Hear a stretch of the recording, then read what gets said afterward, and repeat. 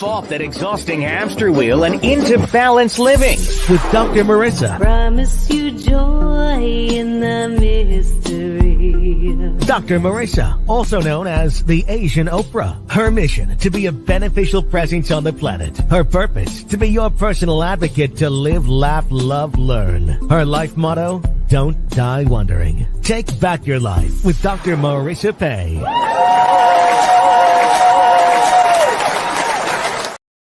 And welcome, you're tuned in to Take My Advice. I'm not using it. Get Balance with Dr. Marissa, the morning show here on KCAA, NBC News, CNBC News, and NBC Sports Radio station, KCAA.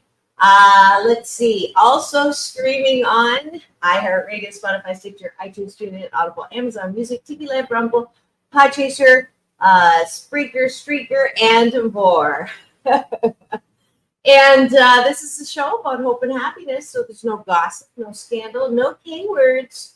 Instead, I want you to focus on your own reality show and how you can be happy 88% of the time. So I have topics and guests to that end. If you've missed any of my 1,206 shows, but who's counting, then just free subscribe on my YouTube channel, and that way you can get all of them. And also, I have playlists like those of you who are into meditation with a little guidance. I have a red carpet playlist with interviews with Halle Berry, John Travolta, you name it, I've got it. And today we do have a wonderful guest coming on. He is getting prepared right now in the green room. So I'm just going to start with breakfast. And you all know the drill, which is I want you to take a bite of my gratitude sandwich. Top of the bun is things that you're grateful for that are outside yourself. Bottom of the bun is things that you are grateful for inside of yourself, which I call appreciation. So that's what we're going to start off with. And just to give you a hint of who's coming on, yesterday, if you missed that show, I had a journalist on, a travel journalist that I met. We're both teaching at UCLA, and he happened to be in a class that I was doing to prepare for the class that I'm teaching in October, which, by the way, you're all invited to sign up. It's Leadership Success and Happiness. So if any of those sound interesting to you, especially for my LinkedIn viewers who are business minded, it's a course that I've developed, and it's the one that I taught in China when I was just there, because I don't know of a course that speaks directly to personal mastery that is about business mastery, professional mastery, and personal mastery. So if you are eager to be the best that you can be and not sabotage yourself, not be your own worst critic, not have voices chattering in your head about how horrible you are. We had, that great Caleb Dressler. I loved that he was honest. Same with Simone Biles. Everyone is now okay to talk about how mental health and your effectiveness are intricately tied. So that's the course that I get to teach this fall at UCLA. I think I'll post something on my social so you get the exact link for that. Today, Doc Balance on Instagram and Dr. Marissa everywhere else. But number one, I want you to free subscribe on my YouTube channel so we can start the day every single day with taking a bite of my gratitude sandwich. So I think I did like 4 gratitudes right there. I am also grateful that I continue to celebrate my birthday because Leos are so shy. Sarcasm is another service I offer. And I just love celebrating birthdays. In fact, today is my Chinese brother in Toronto. And I'm going to do the happy birthday, dear Daniel. Happy birthday to you. Happy birthday. I'm going to play this tape for him. It's a tradition for us. This is not my big brother, Michael Bernard Beckwith, This is my younger brother, Daniel, who's in Toronto. And I do see that my guest has arrived in studio. So lovely to see him. There we go. And your internet's a little bit fuzzy. So I'm going to have you, close out any windows you have. And right. That way it might straighten this up. I'm going to do the same on this end to see if that will help. But we're doing our regular good life habit, Dan, which is gratitude and appreciation. And I start every show in the last couple of years doing this so that all of y'all who are tuning in for the first time and wondering what's going on in my studio, you know that I don't talk about anything that everybody else is talking about as far as what's on the news, because you can get that anywhere. And most of the time it is negative, and it does bleed. If it bleeds, it leads. CNN constantly negative news. So I have been making this a point of balance in only bringing you what's right with the world, what's right with people, and solutions. And today is absolutely no exception. And I'm going to read you his bio, and then we're going to jump back into our gratitude sandwich for a bit. And it is a very fabulous, long. Harlan is very inclusive. And certainly Dan has had an amazing lifetime of journalism as a journalist. And I'm so delighted to have him here talk about the news, a little bit of my own BS, my belief systems. There's no such thing as unbiased news, but the demise of the independent journalist is certainly something he is very experienced in. He has 2 books that he has put out recently. One is called The Manchurian Journalist, and the other one is Street Talk. So I'm really excited today to be able to talk to him about all kinds of things to do with news reporting. His career has been marked by high-profile stories under the press of deadline. He's a Pulitzer-Prize winning writer, 40 years on the front line of American journalism for newspapers and magazines. Now an author and documentary filmmaker, he continues to explore the role of journalism in our American democracy. Let's see. He started as a teenage reporter in a small, gritty Midwestern paper. And now he's appeared in New York Times, New York Daily News, in national magazines, and in major papers all over the world. His work has been honored nationally by the American Bar Association for exposing corruption in the federal courts, and by numerous state and regional awards for writing and reporting.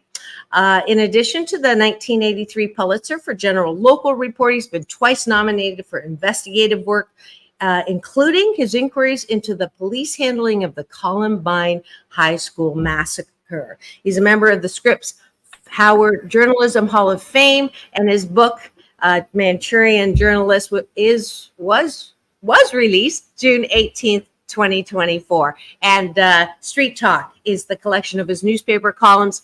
I'd like you to welcome to my studio, Dan Luzadder.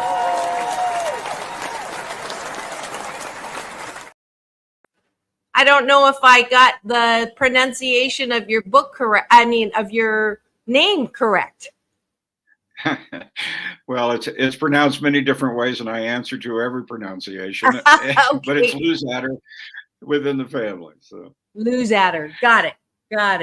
Let's go to. I don't know if you heard the little bit of gratitude. What's one thing that you're grateful for? One thing I'm grateful for, I'm grateful for family. That's one thing I'm really blessed with. Is I have a wonderful family. They're very tolerant of all my work out there in the field, and patient with me, and I appreciate that probably more than anything else in the world. That's beautiful. And could I have you turn up your volume a bit? Sure. So that I can hear. Don't want to lose anything that you're gonna say. All right. And now we're going to go to the bottom of the bun. The bottom of the bun is just gratitude turned inwards. Mental health is obviously something that I talk about. And I think that the number one way to set a foundation for good mental health is to approve of yourself. I think that a lot of us grew up in a time where, or in a culture that said, you know, don't toot your own horn. I'm Chinese. I know you thought I was Swedish, but the saying is the nail that stands up is hammered down.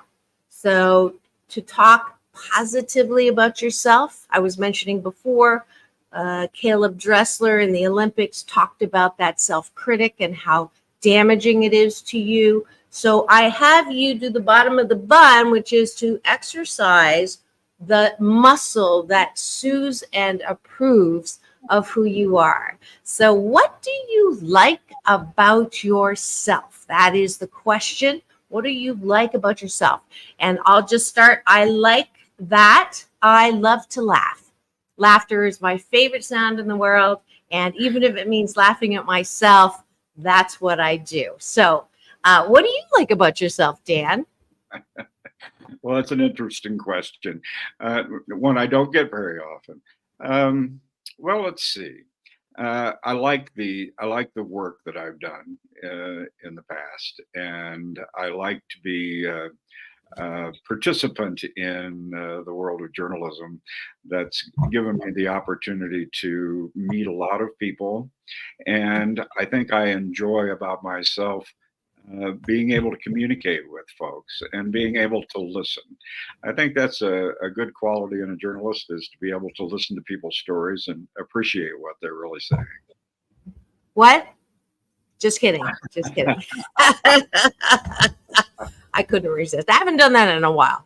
But you are absolutely an interesting person in the sense that you've had so many experiences, and we're going to get into that. I see eyeballs rolling into the studio, so I want to just say hello. Those of you who are driving right now and listening to AM 1050, FM 106.5, NBC News Radio, please do not chat. But when you get to wherever you are, Gerald Wade, good morning. Welcome to the show. Glad you're here. And feel free to ask questions or have comments for my very special guest today, Dan Luzadder. All right. And that's it for taking a bite of my gratitude sandwich. If you do this good life habit, hashtag Blisscipline for 28 consecutive days, you will sandwich your day in the most positive way. So thanks for joining us for breakfast. And I haven't had enough coffee this morning. We'll have to work on that. But we're so delighted to have you, Dan. And I will ask you another question you've probably never been asked, which is I don't have an answering machine. I have a questioning machine. And when you call me, it says, who are you and what do you want? So we heard all of the professional accolades in the introduction, but who are you in who you are and what do you want? Like, what do you want to see? What do you want the world to know, change, do, all of that? So have at it. Simple question. That is a different question. What do I want? Well, you know, I've been privileged to be on the front row in a lot of changes as society, as culture has evolved over my my lengthy life at this point. And the one thing that I think that has been consistently a goal in my life is to see people treat each other better. And to be more tolerant with each other. And tolerance was something of a note in the book that I did, The Manchurian Journalist, because one of the things that I examined was the coverage, the media coverage of the Church of Scientology. And it's a very controversial organization in some circles, but in my investigation, I found that there was a lack of fair and balanced reporting about the church, and what I found was a lack of tolerance and understanding among the media in dealing with an organization like this. But I found that same sort of thing throughout my career. I covered prisons for many years, and I spent a lot of time working with prison inmates and dealing with their problems and their situations, human rights abuses, things like that going on in institutions. And I always wanted to see a better system for more humane treatment of people. So that's been something consistent in my. And I didn't know that, and I love that. I love the balancing out. You know, the promo that went out was, "Can you handle the truth?" And a lot of people don't even know the truth. They only see what is put in front of them. And I every day someone will say, you know, you got to share this, or you got to put this out, and you got to, pass this on. And I always say, have you checked it? And who's the source? And are they left, right, or center? Because I'm not going to say anything unless they're center, and even center really isn't center, but at least they're not far right, far left, and they're not a Russian news, whatever, trying to sway you. So this whole ability, that's why I wanted you on the show and told Harlan, love to have you, because this has been my BS. This belief, my belief system is that, if you don't have a solid sense of your own investigative reporting, you're going to be led by the nose to whatever somebody wants you to believe, based on what they're saying. So tell me, just before we leave the Church of Scientology, I will say that the BS, the belief systems that most people hold, that it's a cult, that it is brainwashing, that it is dangerous, that it is, if you don't stay there, they're going to come and kill you or kill your family. What did you find, so we can balance that out? I found none of those things to be true. I met a lot of interesting people in the church, and the church has a little, people that work within the church have perhaps a little different view of the world than most people on the street every day. But these accusations about being an evil cult, being dangerous, I found none of those things to be true. I traveled the world, actually, and visited churches and Scientologists all over the world, literally. And I found something consistent about them, which is the thing that I described that I liked about myself, which is that they listen to you and they will tell you their stories. And as I got to know people in these various communities around the globe, I found that they really were interested in peace, tolerance, and being able to practice their religion in a way that they felt was appropriate. Mm-hmm. So I was allowed into virtually every place within the church organization, and every question that I raised with them and asked for documentation on what they had done or hadn't done, they provided it. So I think we got a very distorted view from the general media coverage about the church, and I think that there are many reasons for that. But one of them is that journalists tend to pick up what other people have written and repeat those things without being skeptical, without examining, and without finding out for themselves what's true or not.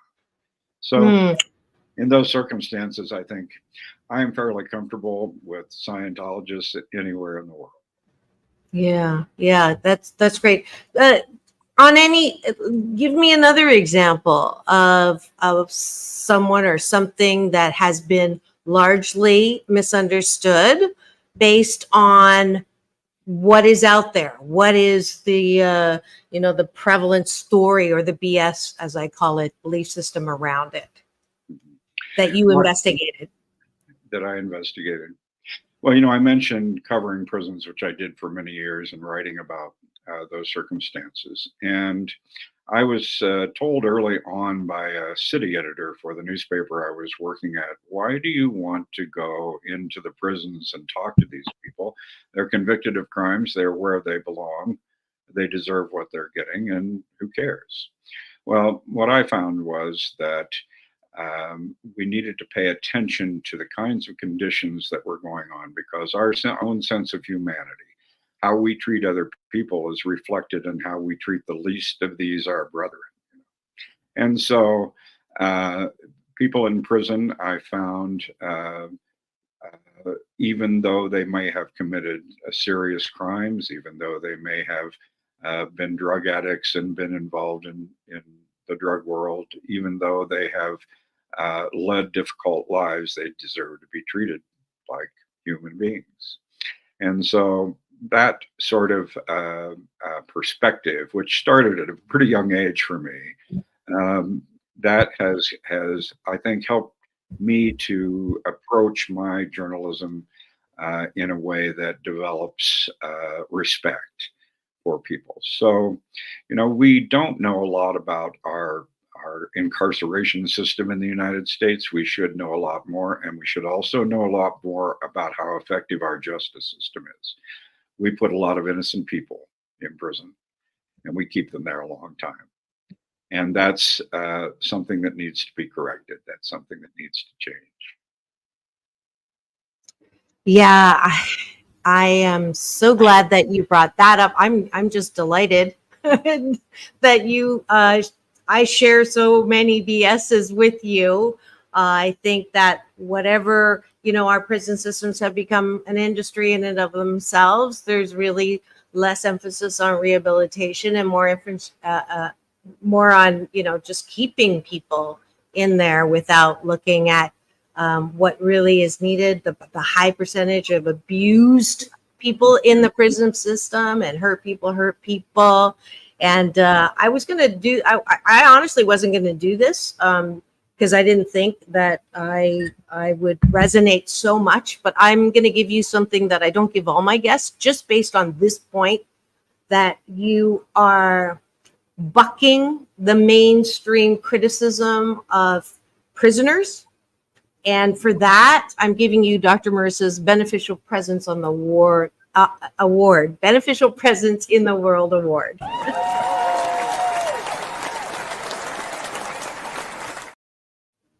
Well, thank you. Absolutely. Especially as a white man. I think your voice is even stronger in the ability to take a stand against the mistreatment of those underserved populations. And I think that is totally go buy his book, The Manchurian Journalist. I'll give you that plug right now, or Street Talk, because I'm going to really go and read a lot of that now, so that I can understand more sort of how to combat that. Like how we're not, well, I am a journalist myself, but like those who are not journalists, those who are just, going about their day, and they come across, especially with MS, I call it meaningless scrolling. They hear something that slams prisoners, or the stories that come out, or all the bad things that happen in the prison, or the bad things that happen in Scientology, or the bad things that happen in another country, right? The news that comes out of other countries is biased depending on what they want you to think. If they want you to be afraid, guess what? You're going to hear stories of how, people are in danger. So I'm sorry, I'm doing your your story. I'm just so happy to find all this out. I try not, I don't pre-interview because I don't want to be biased when I'm interviewing. But tell me, okay, let's go back. When you were a kid, did you know you were going to do this? Like, did you know you were going to have the life you have? I would say no, I did not. There's a funny little story I sometimes tell, and which my kids have always enjoyed. When I was a sophomore in high school, I was flunking my English class. I didn't know how to diagram a sentence. I didn't know a noun from a verb. And so my mother sent me to a tutor who was a professor of English at the local college. And she tried to teach me grammar for a few weeks. And finally, she just threw up her hands and said, I think you're too thick-headed to understand this. You just take this notebook home and you write. And you bring that back, and I'm going to show you how to fake the grammar. I thought, well, that sounds like a good idea. So I went home and I wrote. And when I brought it back to her, she sat and she read, and she started to cry. And she said, don't ever let anybody try to teach you grammar. You learn about words and how words fit together. She said, you have something here. And that changed the course of my life, really, at that age. So I started paying attention to writing, and I started paying attention to poets and how they put together their ideas and images. So when I started writing as a journalist, I really wanted to do more than just the standard reporting and the straight inverted pyramid style of newspapers of the day. And that's what led me to become a columnist and to write the way I felt, which also took me to the street to meet common people and write the stories of their lives, really, and things that were interesting about them, which I came to love. So as a kid, I never knew I was going to be a writer. I grew up in a very evangelical home in the evangelical religion, and we didn't know much about the world outside of the world we lived in. And when I became a police reporter as a teenager, suddenly I was seeing a whole new world before me. And it was from then on, my idea was to write about the world I saw. How fascinating. I love it. Love it. So the flood, let's talk about the flood, because that's that was an important moment. Well, that was the flood happened in 1982 in Fort Wayne, Indiana. That's a city of three rivers where the rivers converge. And I was a columnist then for the Fort Wayne News Sentinel, a medium-sized, second largest paper in the state, I think, at the time. And so because I was always out on the street writing columns about common things, I was out on the street throughout the flood. I was evacuated from my neighborhood. My neighborhood was one of those at risk. And so I was on the sandbag lines with teenagers who were fighting to save a historic neighborhood. And their work on a night in the middle of this flood, it was a national event, really, because Ronald Reagan came to Fort Wayne and helped throw a few sandbags on the sandbag dikes that they were building.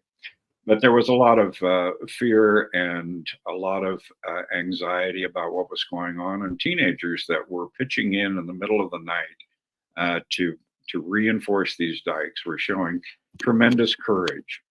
And their courage was something that I wrote about in my simple, straightforward way. And that contributed to the paper winning the Pulitzer-Prize for general local reporting that next year in '83. That's great. That's great. Now, we're going to come right back. We have to take a quick break for news and weather here on KCAA, AM 1050, FM 106.5, NBC News Radio, the station that leaves no listener behind. We'll be right back with my very special guest today, journalist, award-winning reporter, and author, Dan Luzadder. Don't go away. We'll be right back in 2 and 2.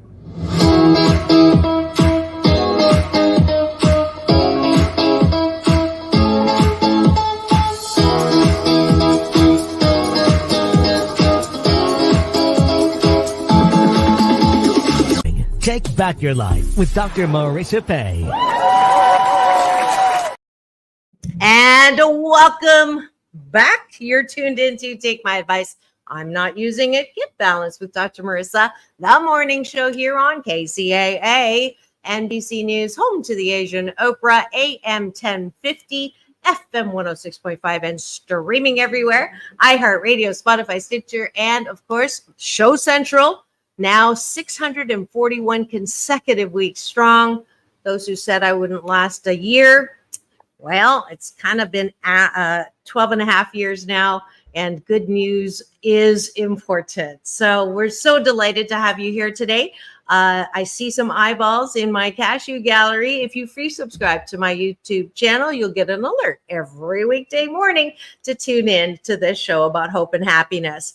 And yesterday we had a journalist, a travel journalist, and today we have another journalist. And I'm so delighted to bring in Dan Luzadder. He is the author of 2 books that are out right now, Manchurian Journalist. I knew I was going to do that. And Street Talk. So please welcome back to the studio.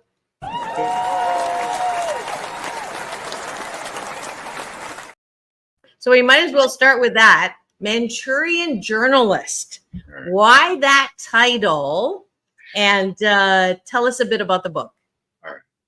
So the Manchurian Candidate, for those that might not remember, was a subject of book and movie. It was a fictional treatise on the idea of a foreign government being able to brainwash a political individual in this country who might do things that they would not otherwise do in order to commit a political act. And so as I was researching the book, I came to the conclusion that there was within the U.S. an effort by the intelligence community, which I view as broader than the CIA, of course. It's much broader than just the agency itself. But there was an effort to promote Western cultural values in other areas of the world, to promote democracy, to promote ideas, but they went further than that. As I researched this book and discovered, they propagandized the American people themselves, which was outside the purview of the CIA. So this book started because of my inquiries into the media coverage of Scientology. And one of the people that had written about Scientology was Lawrence Wright. He's a very high-profile author. He's won the Pulitzer-Prize in 2008 for his book on Al-Qaeda and the War on Terror. And he had also, he wrote a book about the Church of Scientology, and I examined that in my examination of the media coverage, and I found that there were many problems with the stories that he told, including many errors about things that had been previously reported that he had simply repeated without perhaps checking the detail and the facts of those things. But as I began to explore his history, I read everything that he wrote. Not every magazine story, but every book that he wrote. And one of the books he wrote was a memoir, which he wrote when he was 39 years old. Now, Lawrence Wright is a very high-profile journalist in this country, someone that people look up to for journalism, and especially after his coverage of the War on Terror. But as I began to look at his memoir, I did what I do with anything in investigative reporting. I started to pull apart the detail and check and double check and triple check that detail. And one of the stories he told was his conflict with his father, who was a military man in World War II and in Korea. And Lawrence Wright became a conscientious objector during the Vietnam War. And he talked about his experience becoming a conscientious objector. But as I looked at that, I discovered that his experience was far different than other people's. He had written an essay about his beliefs, and on the strength of that essay, the Dallas Draft Board, which sent thousands of people to Vietnam, some of whom never came home, that he had been able to win that conscientious objector status on the strength of this single essay. I talked to a dozen conscientious objectors from the Vietnam era. All of them appeared before draft boards with witnesses.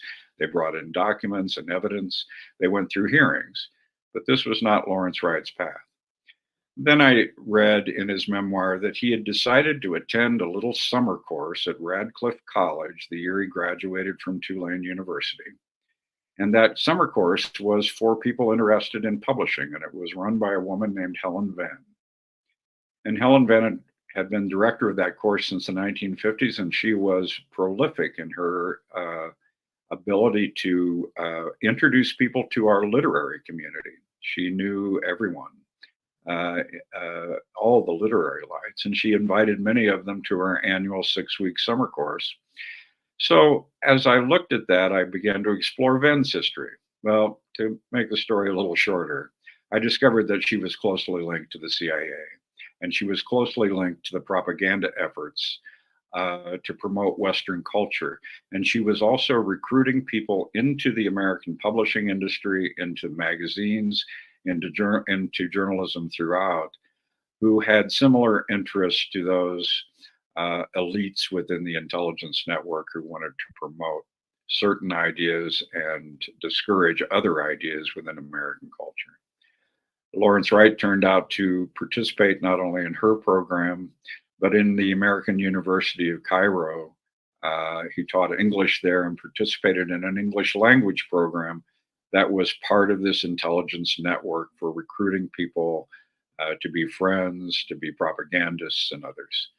And so in examining that, I came to the question of whether or not Lawrence Wright had an agenda that he had never disclosed that reached beyond good journalism to promote ideas involved in the intelligence community. And that's where the idea of the Manchurian journalist came from.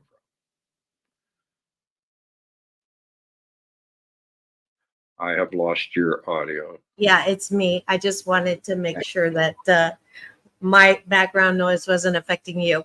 But yes, so he's not happy with you, actually, because you exposed his leanings and that he is quite biased based on the start that he has and continues to have as I don't want to say mouthpiece, but certainly someone who is not going to give you unbiased news. But he's very, he's done well. He's very recognized. So he shot...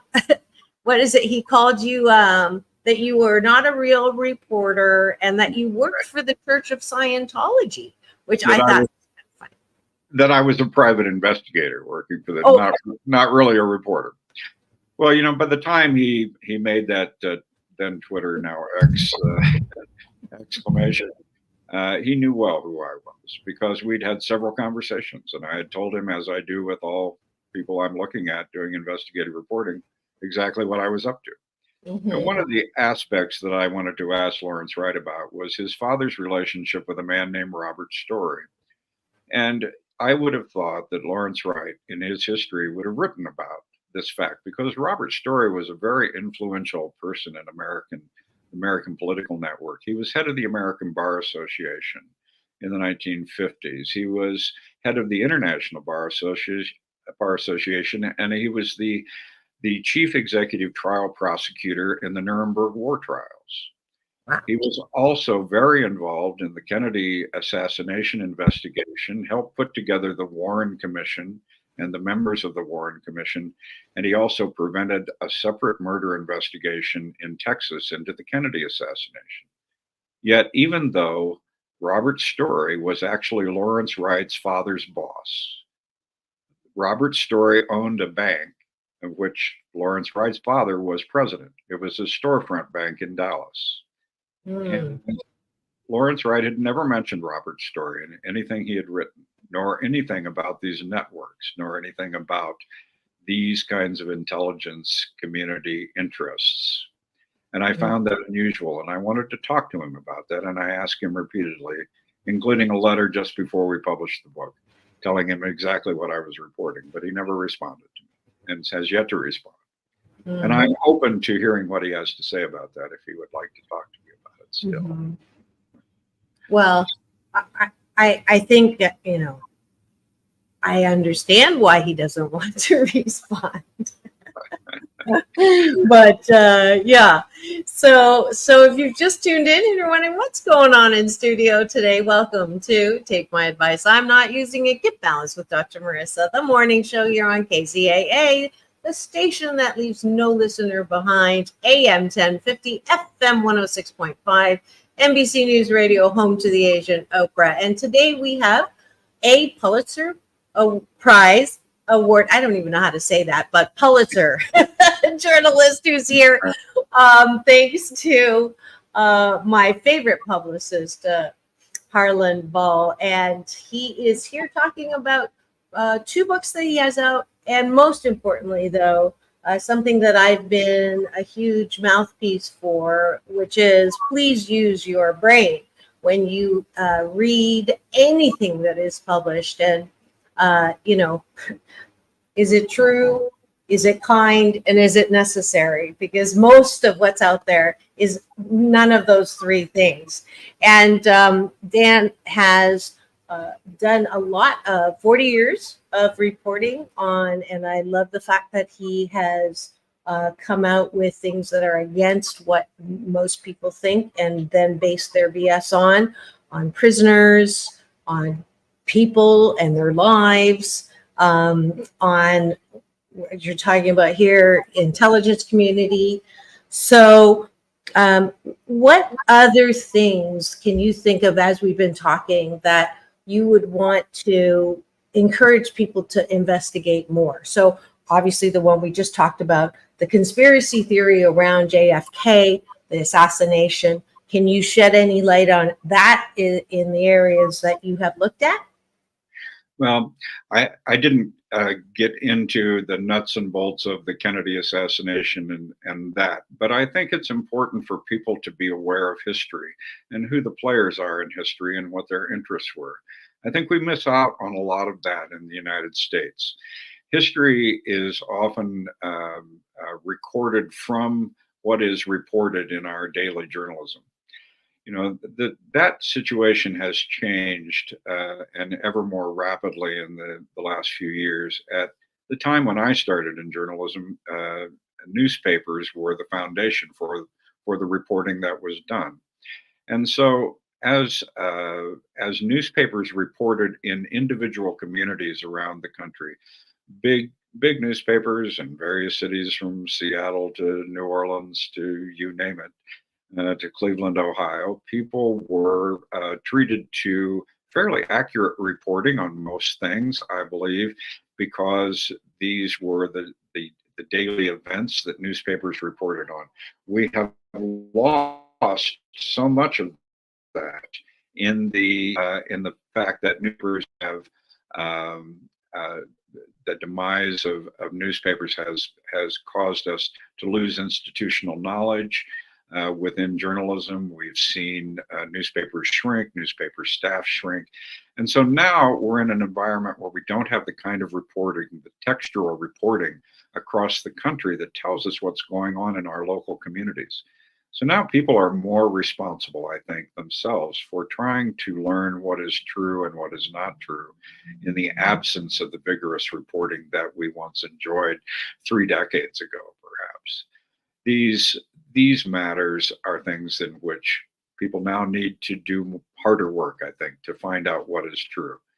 You have to listen. Most people are getting their news on television from national news outlets now, as opposed to their local communities. They're not hearing the matters about their local communities as they used to. And so I think in that way, they're seeing the polarization that exists within the national media on political fronts. And they're either lining up with one or another based on, as you call them, their belief systems. And they tend not to pay attention to the others, but they're losing something.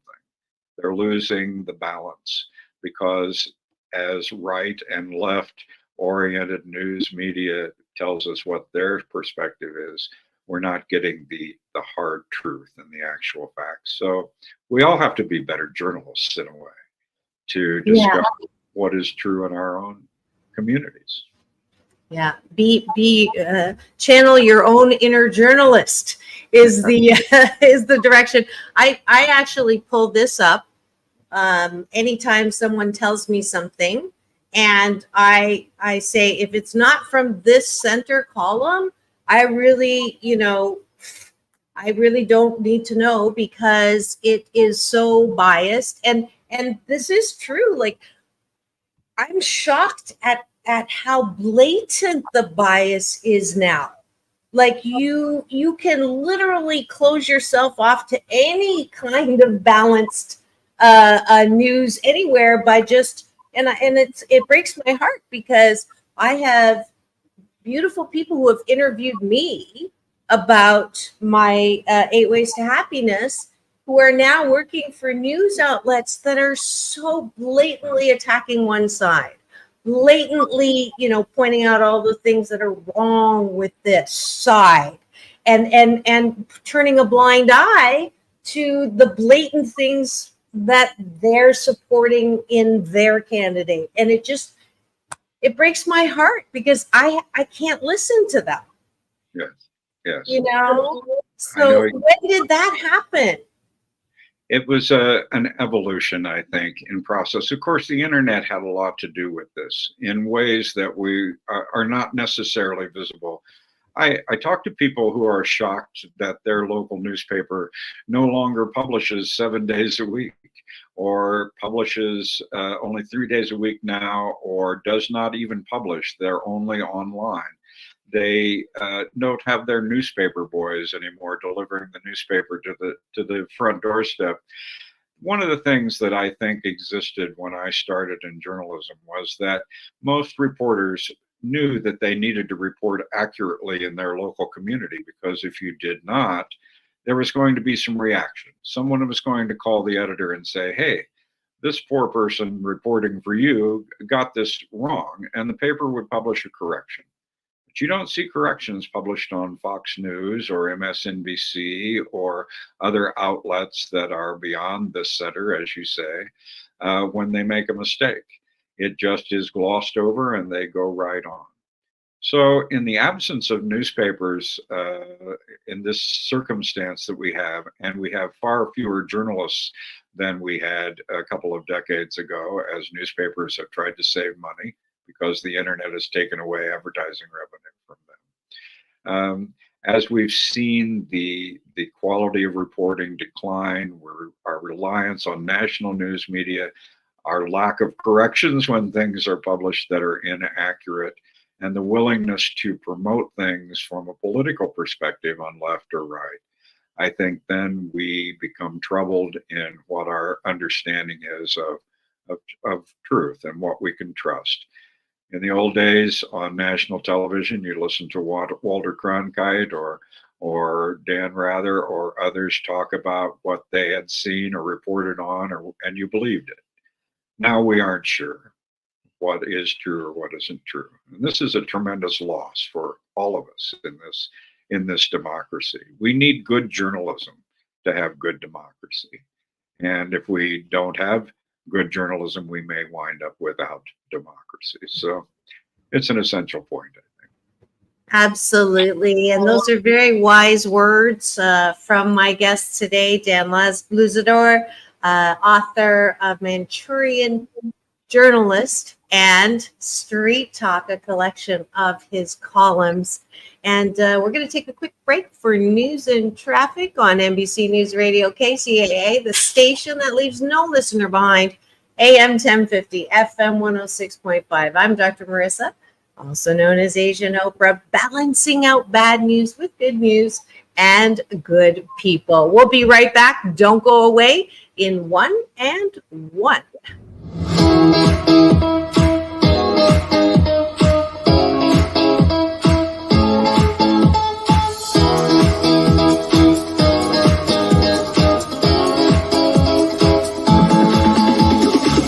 Take back your life with Dr. Marissa Pay. And we're back. You're tuned in to Take My Advice. I'm not using it. Get Balanced with Dr. Marissa, the morning show here on KCAA, NBC News Radio, AM 1050, FM 106.5, number one talk in the IE. Thanks to yours truly. And I'm so delighted today to have Dan Luzadder as my very special guest, talking about the need for balanced news again. And I'm delighted that we've been talking about all the ways in which we can use our inner journalist, all of us, to make sure that we're getting a balanced story, even if it's not presented to us. And I actually I was proud to say, when you were talking about local news, I was a columnist in The Sun in Seal Beach. And I used to put out a monthly column called Get Balanced with Dr. Marissa. And I'm one of the nicest things that was ever said to me or done to me. I walked in a shop on Main Street, and the woman recognized me and pulled out beside the cash register one of my columns from years ago that she left there because it talked about our education system, and wouldn't it be nice if kids in high school weren't forced to choose a major, but used high school as an exploratory, what's possible, what am I good at, and all of that. And she just loved that. So I definitely love being part of the media and also being a show that balances out bad news. So I feel like I'm doing my part in your efforts. So I applaud you in that, and I'm trying to do good by you. I'm that little good feel good story at the end of the hour news, except I make my feel good the whole hour. Well, that's a great contribution, I think. Thank you. Thank you. Where can we get your book? Let me see if I can pull it up. It's available at Amazon.com. It's available at Barnes & Noble. It's also available at the publisher at Trine Day at their website. And the Street Talk book is also available. We had a different publisher for Street Talk, Britain Publishing out of Cincinnati, Ohio, published Street Talk. And so it's available, I think, through their website and then also through Amazon. Great. I just used my assistant, Google, to look that up, and I can see right top here, we've got Amazon, and there's the beautiful cover. I love that. Well, my youngest son did the initial drawing for that, and then we had an artist at Trine Day who turned it into the lovely cover it is today. Isn't that beautiful? The Manchurian Journalist. And then the other one is Street Talk. And tell me your favorite one in that book. Well, Street Talk's Street Talk's a collection of columns, and it includes or starts with the material that I contributed to the Pulitzer effort. One of those columns was collected in a college textbook on feature writing and how to do feature writing under the press of deadline, and it held up as an example of the best of Pulitzer-Prize news writing. So I suppose one of those columns out of that Pulitzer effort is my favorite. But there are several columns in here that deal with individuals and small circumstances. And at the time, I liked to write about what I saw, what I could observe myself, what was out there on the street that people might not see. And so there are columns in there about police, about individuals on the wrong side of the law, people that are struggling to get by, people who were victims of crime, who managed to turn their attitudes around after they were victimized, things like that. Because I found it much more interesting to be out there in the community and to be meeting people that most people didn't run into typically, and to learn things about them. And so that was there's a lot of that in the Street Talk collection. Of course, there are probably 25 columns in this book. I wrote 900 columns over the course of the 7 years that I worked for the Fort Wayne News Sentinel, and a number of those columns were held up as award-winning material. I never entered a contest in my life. The newspapers did that. But it was always nice to get a little feedback from people. And that was something, as you mentioned, was someone who pulled out a column. Getting feedback from the community was always interesting to me. It wasn't always good. There were some people didn't particularly care for the kinds of columns I wrote. As I was going back through the material, this book was actually put together by my daughter, who having heard these stories for many years, was the impetus to putting the book together. But one of those things that we ran across was a letter to the editor, and I had covered a visit by Mother Teresa to Fort Wayne, Indiana, and had written a column about her. And the letter to the editor writer had said, who was not a fan of my column, said that everybody had done a beautiful job, even me. So that feedback was very nice. That's high praise. That's high praise. But it's funny you mentioned that, because one of the things that happens on social more so than ever before is the negative comments, the cruel words, the anonymous negative feedback. How do you deal with that? this is a personal question too. I don't get it a lot, which is nice, but when it does come, it's not easy to just ignore it. So how do you handle negative feedback? How do I handle negative feedback? Well, I say if you want, somebody will say, "Can I give you some feedback?" And I'll say, "Can you just try not to get it all over me?" That's a good way to approach that. Well, I've had a lot of negative feedback. There's been a lot of criticism. When you do investigative reporting, you take on certain things that will create controversy. And so I've become used to that. I think the bottom line for me is if I am reporting truthfully, accurately, fairly, in a balanced way, trying to represent what is accurate and trying to describe things in ways that the reader will be able to decide whether they approve, disapprove, believe, don't believe. That's all up to them. I have done my job. And so if I can stand up and say, yes, here's the documentation behind this story, here is why I wrote what I wrote, then I think that I've done my work. And, I make mistakes like everybody else. I've made a few million of them, and I've tried to correct them when I have made mistakes. But we all are human. We all do our best when we can. And I know some people try not to do their best when they should. But I think if you, as a journalist, are honest, you've won the battle, because you can't be dishonest in journalism and survive, I think, over time, because your credibility will be destroyed. And that's the one most valuable thing that a journalist can hang on to, is credibility. That's beautiful. Thank you so much, Dan Luzadder, for coming to my studio to balance out bad news with good news and good reporting and good journalism. This is Dr. Marissa reporting live here in my living room, thanks to COVID.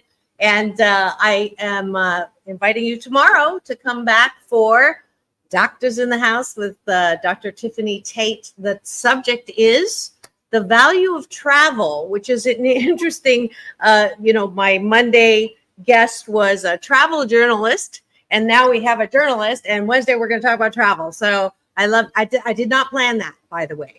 So delighted to have you. Thank you so much for coming on. Go get his book, Manchurian Journalist Street Talk. This is Dr. Marissa. If you would join me, Dan, this is how I close out every show, which is peace in, peace out, world peace through inner peace. And thank you to your daughter for bringing us more of you to be able to read. Now go and have the best day ever. Thank you for having me on.